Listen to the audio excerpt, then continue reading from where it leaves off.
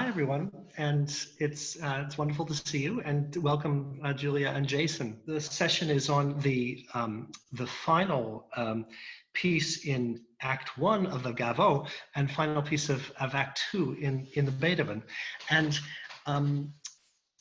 the Gaveaux excerpt, you've seen it, is in three parts. Actually, I'd like to see everyone rather than just look at myself here.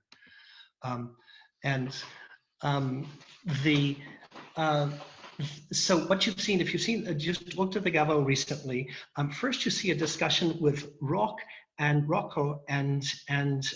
Leonore, and then in which Leonore learns that she's going to be able to go down into the dungeon, which is of course a big thing because she suspects her husband's down there, and she says aujourd'hui, today, and in the Beethoven when that happens she says heute, and in a very excited manner, and and then in the Gaveaux, then we see her alone, and we see her unlocking the doors to allow the prisoners for this moment of freedom, and then with a very resolutely saying, "I will go down and find my husband, or die in the attempt to save him," and then we have this wonderful prisoners chorus.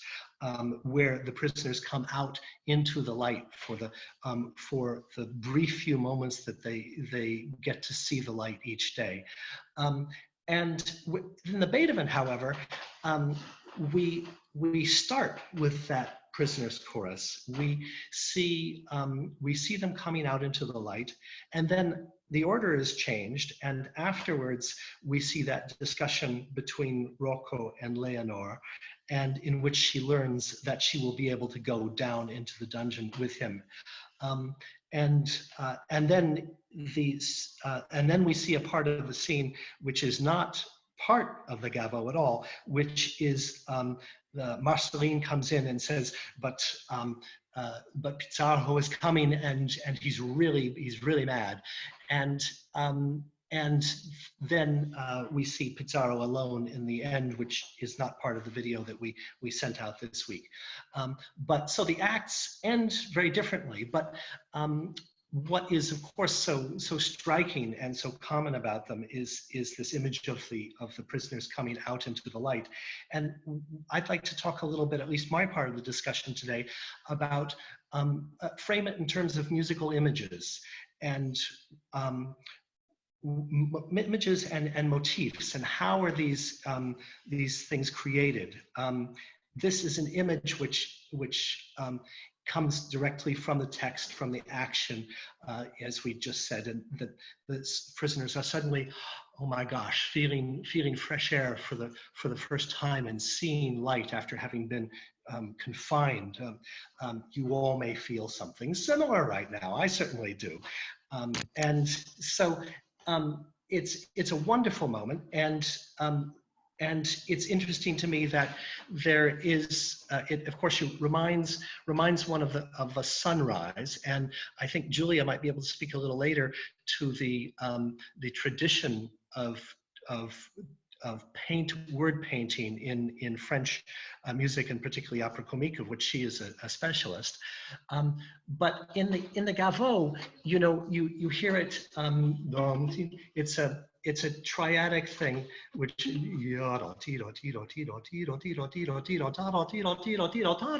it just climbs up in this very wonderful consonant set of a triadic figuration, where each one of the wind instruments is added in a new bar, and it crescendos, and you sort of get this big breath of fresh air, and then it falls down rather naturally, and then the chorus comes in saying, que ce beau ciel, cette verdure,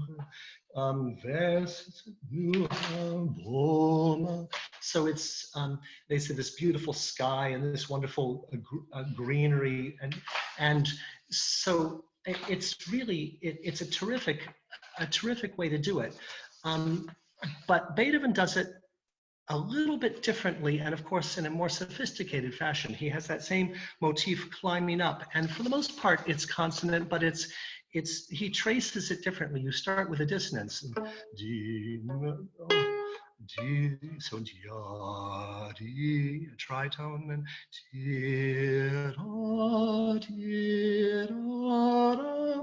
and then falls down the scale, a chord,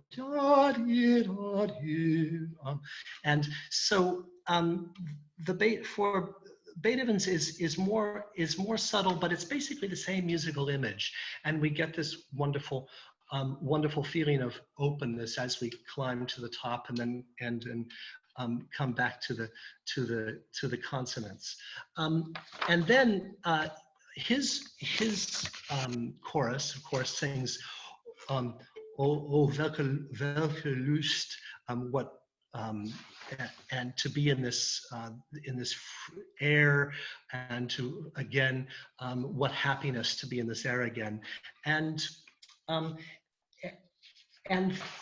to go back to the Gaveaux for a minute, what follows then is to contrast that open, beautiful experience.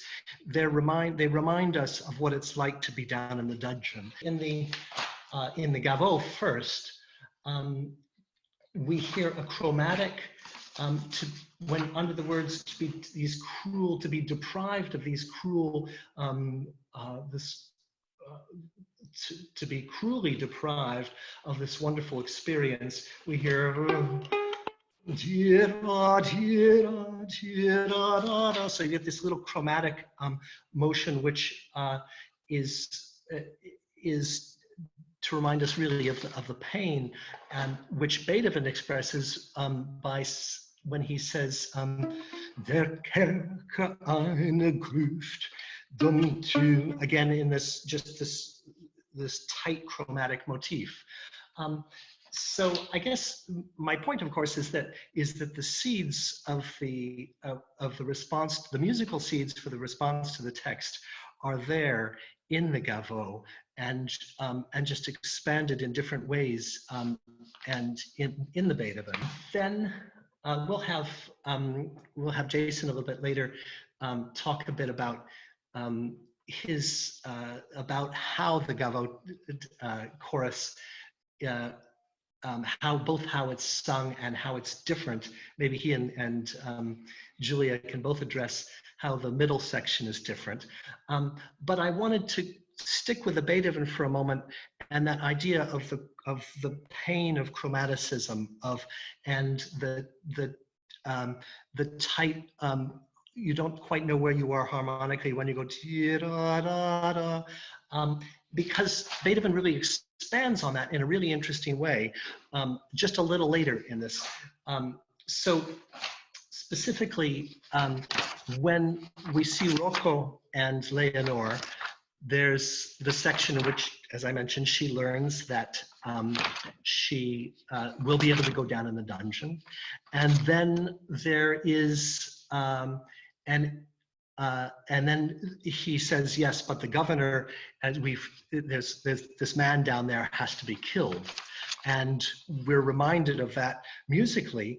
When he speaks about the governor, we then hear dim, bum, bum, bum in pizzicato in the bass, which was something that we heard in the Rocco Pizarro duet, when Pizarro said, "With one blow, I'll kill him." And then we heard the same yum, bum, bum, bum. So that's a kind of motivic reminder of, without Pizarro being present, of him and what he's going to do. But then right after that, when Rocco talks about how hard it is to be the Kerkermeister, how hard the Kerkermeister's brood, to the dungeon, the jailer's daily bread is his life is a hard one. And at that point, Beethoven, it's probably the most interesting, odd, maybe progressive moment in all of Beethoven's score, I think, when we hear in the clarinets and the bassoons,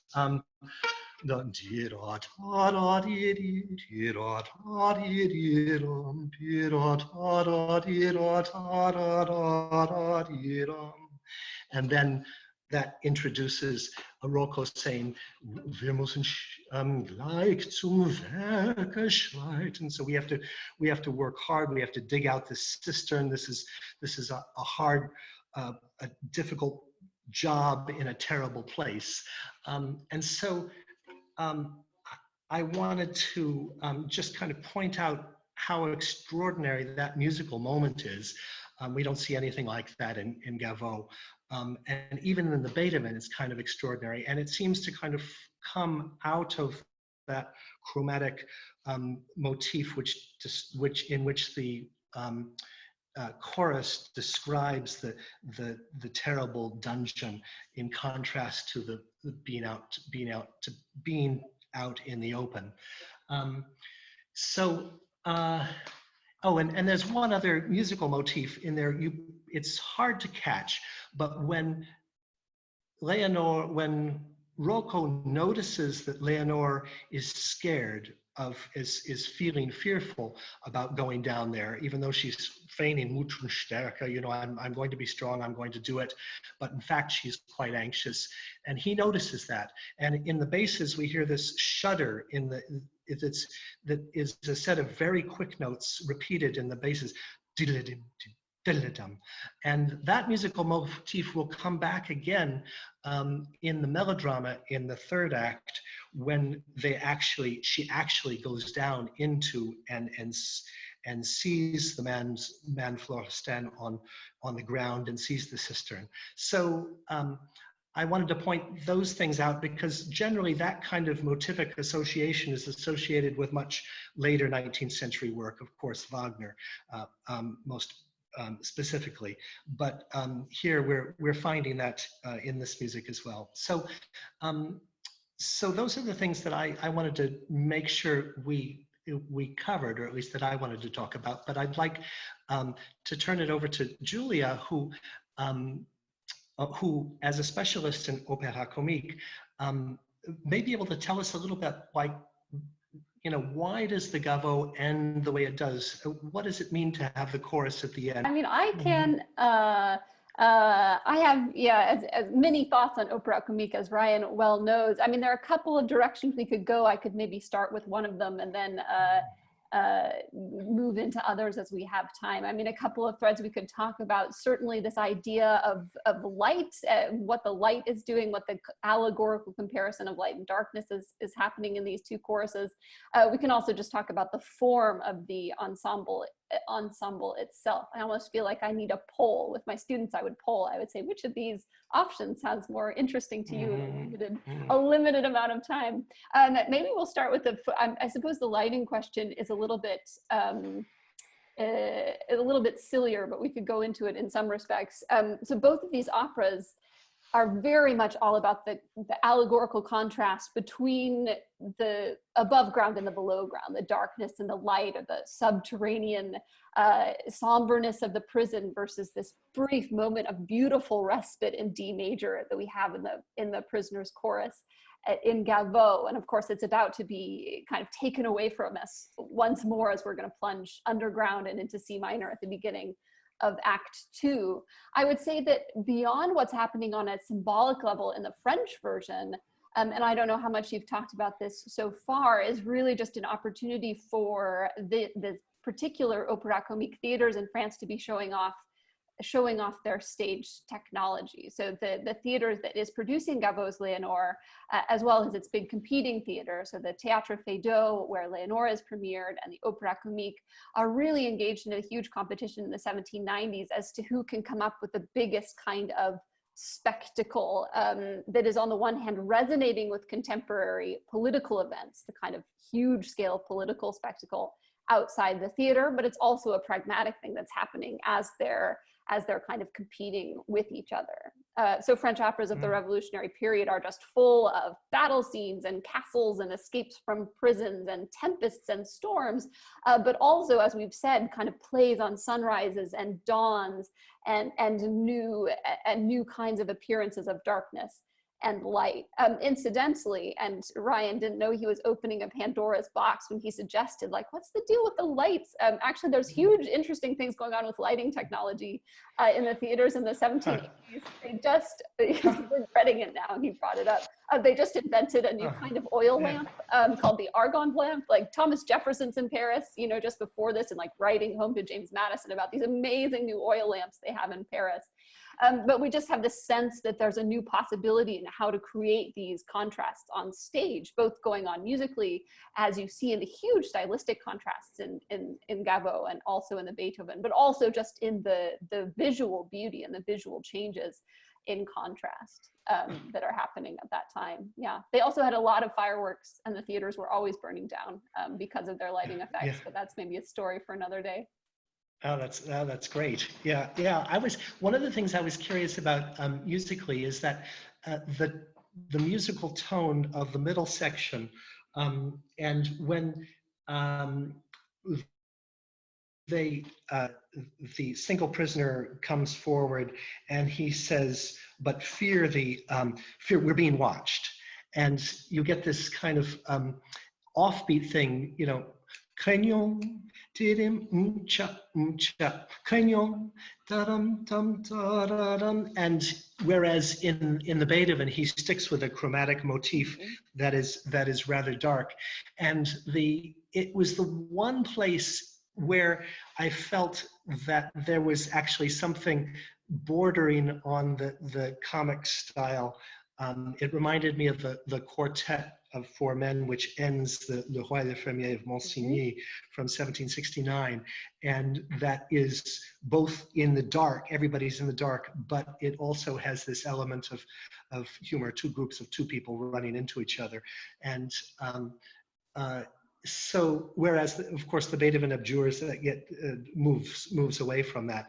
And I wondered whether there was something stylistic which was peeking through that wasn't necessarily part of the way this kind of dramatic opera comique rescue opera was really going, which was in that at that moment.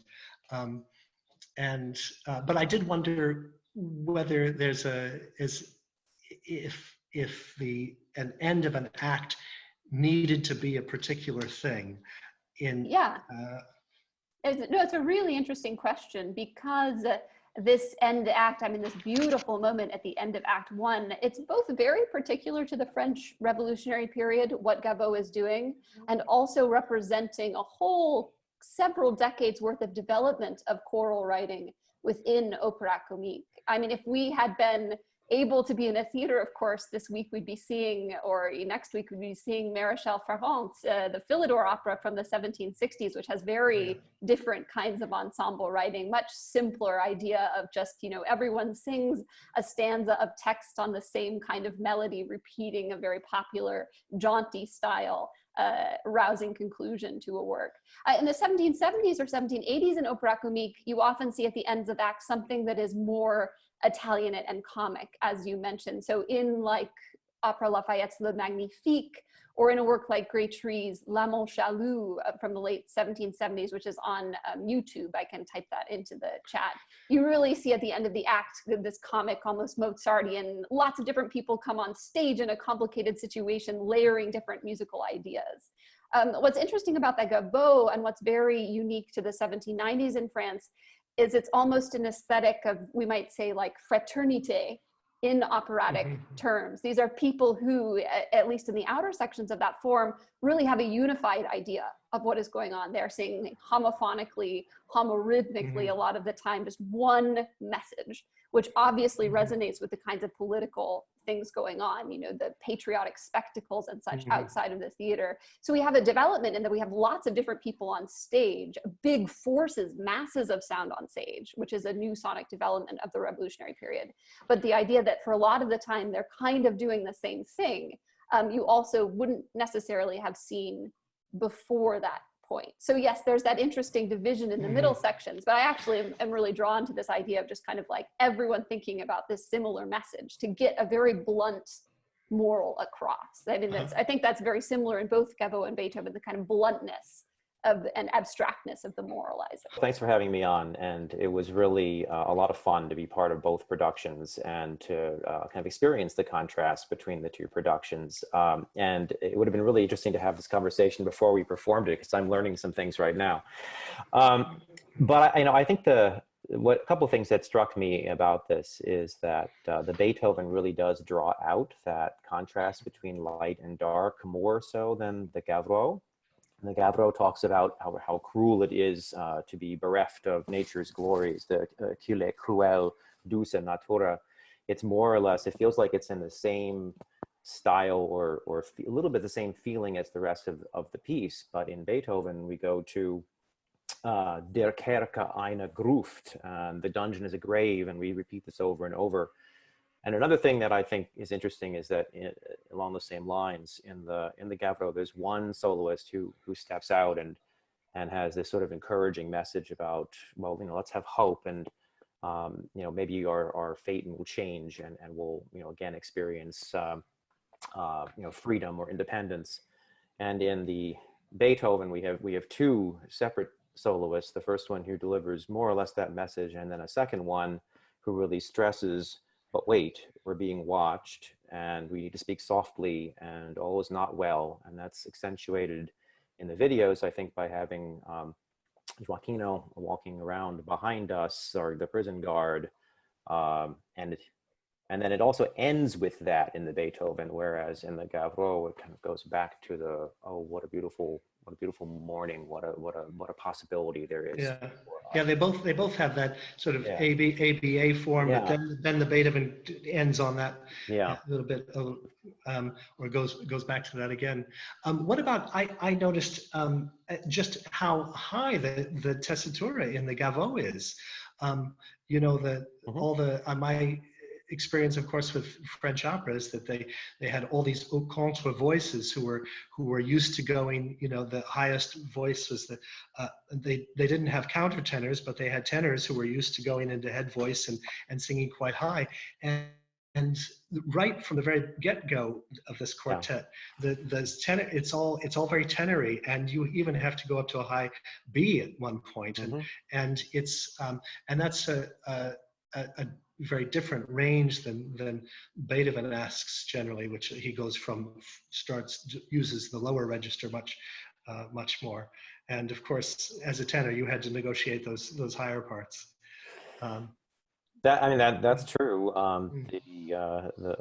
The French Baroque, and you could talk about this better than I can, but certainly does love to showcase the high tenors, and maybe that goes along with the little bit lighter feeling that the Gaveaux has, whereas the Beethoven, with that contrast between light and dark, is a little bit more bass oriented. And of course, Gaveaux actually was the tenor. Yeah, I enjoyed the opportunity to sing both of them. And Gaveaux, the composer, was a tenor who ended up sang Florestan, and we'll see that next week. And I just thought I'd point out that when that one character in the Gaveaux sings the second text, it's the same text. The Beethoven has that text and gives it to someone else, but it is in fact that same. All the text is kind of there in the idea in the Gaveaux.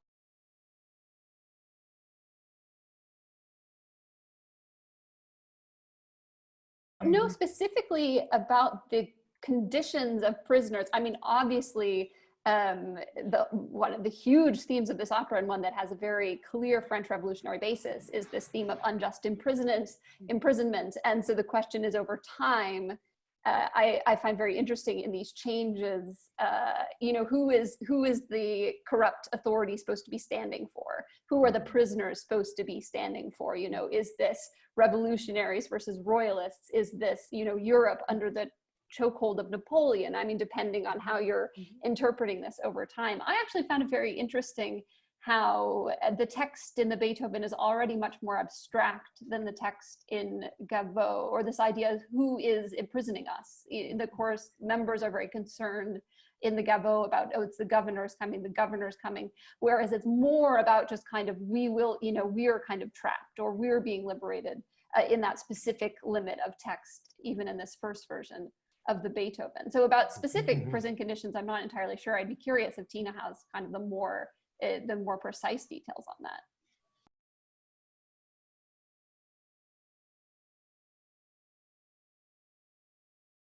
I love that set, and it was really interesting to be able to do both productions with the same set. You know, it was very evocative without being anything in particular, and so I think we enjoyed kind of going through the ropes, which were kind of at some points symbolizing bars or just a coming through. You know, it was interesting. There's one thing you might notice in the video for the Beethoven when. Yeah, you're laughing. I know what I'm talking about. Where one of our prisoners is going across and suddenly kind of bends down perfectly in character, and they're picking up a screw. Actually, it fell off the set at that moment, and we're all barefoot on stage. So, but of course, no one, you know, do everything in character, whatever it is, and no one will be the wiser except for now that I've told you. What So, a pro! What a pro! What a pro! Yeah. But. Yeah, and then the doors kind of shifted, and that gave us kind of an opportunity to play off different ways of being. We had to change costume a lot in both of these. Yes, so, I didn't really show. I mean, yeah. tell them how many times you had to in the first act already. It was like 3 or 4 act, times. I'm trying to, yeah, at least over the course of the opera, we had to change between prisoners and guards 2 or 3 times. And so a few instances, we would literally come off the stage, you know, in our rags with our hair all messed up, and then have to kind of slick it back and put on our prisoner gear and come back out with our rifles. And we had drilled considerably with Chloe and with some of the other cast members about how to hold our rifles. I think you mentioned this in a previous broadcast, how Matt. Yeah, and Chloe's the stage manager for those who don't know. We do these motions with the rifles when we were on the prisoners, and then we had to go back and switch gears and come back out as the others, as the from guards to prisoners. So a lot of fast changes back in the wings. Yeah, lots going behind that you can't see. Yeah. Huh. And then, you know, of course, the lighting helped to create the mood, and there was some stage smoke as well. So that was, you know, all things that you know, looked very different out on the stage. I was glad to be able to actually see the videos of the productions, because it's a different perspective from actually being part of it. You know, it reminds me, I mean, obviously our set is rather minimal, and I don't know what this set was for Gaveaux or for Beethoven, although Julia, you've given us this context of a lot of things. I was reminded when you were talking, Julia, about this, about these really dramatic endings with big crowds and lots of noise. And we did Oedipus at Cologne, you know, and the end of the first act has this thing with, you know, the thunder sheets are going, and you think there's an earthquake, and the gods are telling them something, and I don't know how often opera comiques, you know, were expanded to that level of action, stage action, and that's certainly relatively new in the 1790s to opera comique. Even while there were huge theatrical things going on at the Opéra earlier in the century, right? Yeah, they acquired the resources to do that in about the 1780s and getting into the 1790s. They finally had theaters that were about big enough to do that and money to do that enough, though it is still, as you say, a relative scale. I mean, the chorus I would have to check on the Théâtre Feydeau, the chorus at the Opéra Comique would certainly not have been more than 30 or 40, I mean, 40 would have been far too big, but so maybe 25 people in the late 1780s, early 1790s. So there is something that I really liked about having a slightly smaller scale. Your staging was so effective, and the smaller nature of the chorus. In some large versions of Fidelio, I know it's coming back at the Met next year. You know, if you have a chorus of 200 people, Beethoven's message, of course, is very fraught with ideological weight and kind of a grandeur of ideas about being about this massive community. But in fact, this is also a very personal story. And I do really appreciate about the productions you've done and the ties you've made between the productions of highlighting that this can actually be effective to us on a personal level. You know, in the Beethoven, we actually have an orchestra which is about the same size as what was in the theater and I don't know specifically about the chorus size, but I did find that the 8 men in the Beethoven had it was kind of a combination um, of you could almost hear their individual voices, even though there are usually 2 or 3 of them, and that did give it a human quality, an intimacy, which I liked, even though it doesn't have the homogeneity of a much larger choir. Tina, are you there? And do you know the size of the chorus at the in Vienna at the time? I know that the choruses were supposed to be spectacular, but I had actually a slightly different question for Julia, if we have a moment. Please, yeah.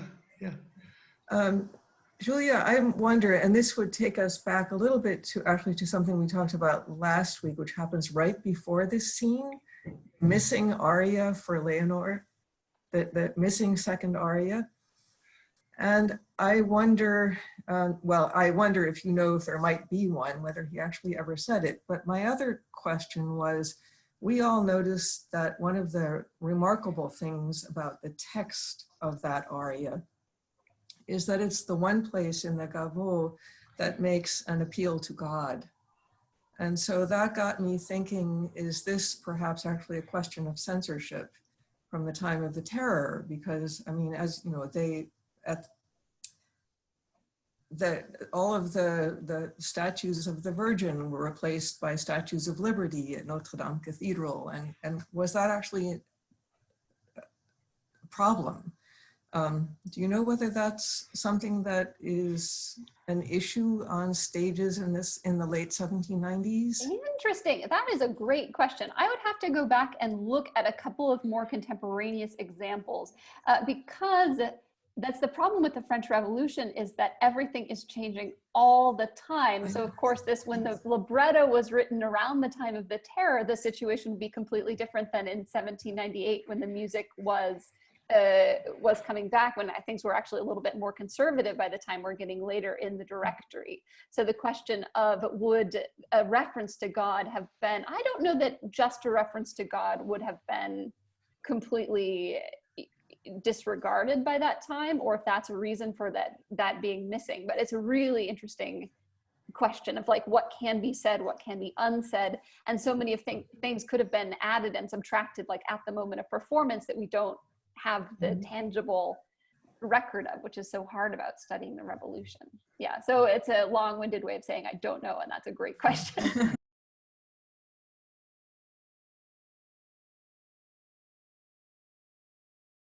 We did struggle more with the tempo of how to start that accelerando, some of which is written in the Beethoven as in new tempo here when Marceline enters, new tempo when Pizarro enters, but getting from the Rocco Leonore to the Marceline entrance, I think was an interesting transition that we did struggle with.